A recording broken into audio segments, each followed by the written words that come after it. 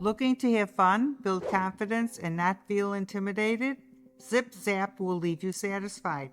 You will need to know how to air down tires, shift into four-wheel drive, and disconnect a sway bar. You do need to be careful because there are some large rocks and tire placement is important. Determine for yourself if this trail is a good choice for you. So let's get into it. Morning. Morning. People often ask us if we can recommend an easy trail because they're a new off-roader, they just got a Jeep, they're very excited to get out. We're in the New River area, which is just north of Phoenix. It's a nice area, except for the power lines, but we'll put those aside. And we're on a trail called Zip Zap. It's got a great name.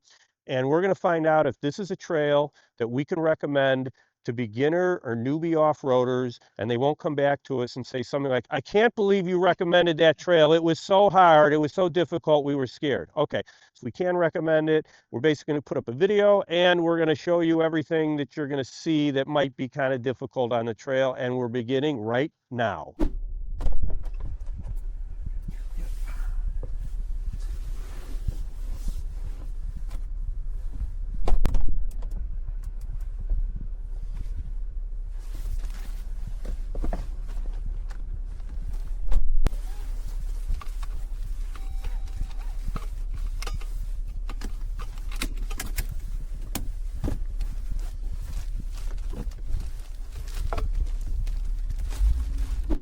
Zip Zap is a point-to-point trail about 8.5 miles each way.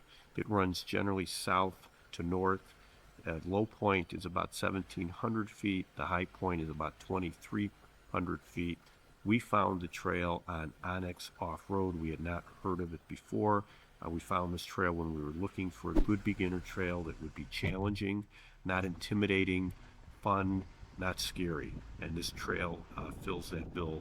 We only had time to run about the first 5 miles of Zip Zap, and as we will show you later in the video, we do not recommend beginners to go past an intersection, which we'll point out in the video, which is a little under 5 miles.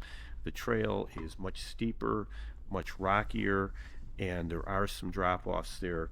We did check from time to time as to whether we had cell phone service, and we always did. We use Verizon. Also, if you get into a problem in this trail, you decide you don't like it, there are plenty of spots to turn around. The rock gardens are fun to drive through. You need to pick your lines as you gently bounce a bit. You'll also notice power lines throughout. I happen to like their symmetry.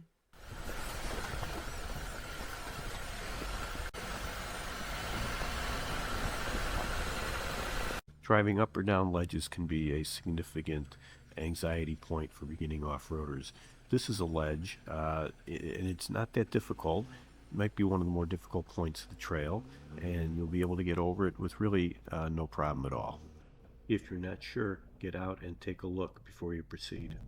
You need to learn where your front and rear differentials are in relation to the width of your vehicle and its clearance. It's never a bad idea to get out and take a look underneath to assess that you're not about to snag your differential.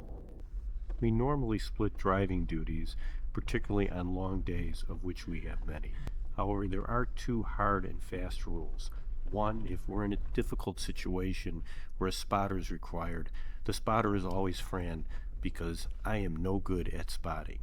The other time that I'll always drive is that if it requires a significant amount of map reading and navigation, which often happens as well, because Fran is much better at that than I am.